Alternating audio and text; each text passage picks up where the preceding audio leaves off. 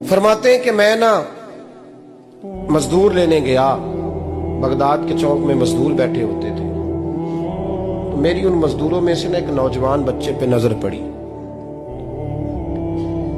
بڑا کمزور سا وجود تھا لیکن چہرے پر عبادت کا نشان تھا، ماتھا بتاتا تھا کہ نماز کا بڑا خیال رکھتا ہے۔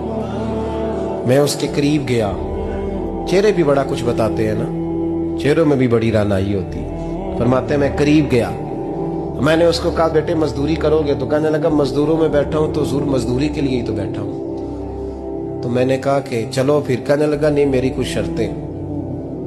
میں نے کہا بتاؤ؟ کہنے لگا پہلی شرط یہ ہے کہ لوگ 4 دینار دیہاڑی لیتے ہیں، میں 3 دینار لوں گا۔ میں نے کہا یار بھائی تو بڑی بہترین ہے، باقی بھی اس طرح کی رکھ لے۔ اس نے کہا حضور دوسری شرط یہ ہے کہ میں آپ کی مکمل بات مانوں گا لیکن جب اذان ہو جائے گی پھر آپ کی نہیں سنوں گا۔ تیسری بات اس نے یہ کی کہ حضور میں آپ کے گھر میں کام کروں گا پر آپ کے کسی سوال کا جواب نہیں دوں گا۔ کہتے میں نے کہا یار تو بڑا عجیب ہے، شرطیں تو مالکوں کی ہوتی ہیں۔ کہنے لگا جی بہرحال میں شرطیں لگا کے جاتا ہوں۔ فرماتے ہیں میں اسے گھر لے آیا، کام میں نے اس کو بتایا تو جو کام مزدور سارے دن میں کرتا ہے نا اس نے 2 گھنٹے میں ہی کر دیا۔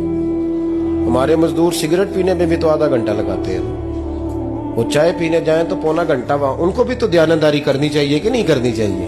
نے معاہدہ کیا ہے نا جی تو پورا اترنا چاہیے نا۔ کہتے 2 گھنٹے میں۔ اب کام جب بندہ شروع کراتا ہے تو کام اور نکل آتا ہے۔ کہتے کام میں نے اس کو اور بتا دیا، وہ کرنے لگا۔ اس نے مٹی نکال کے رکھی تھی باہر رستے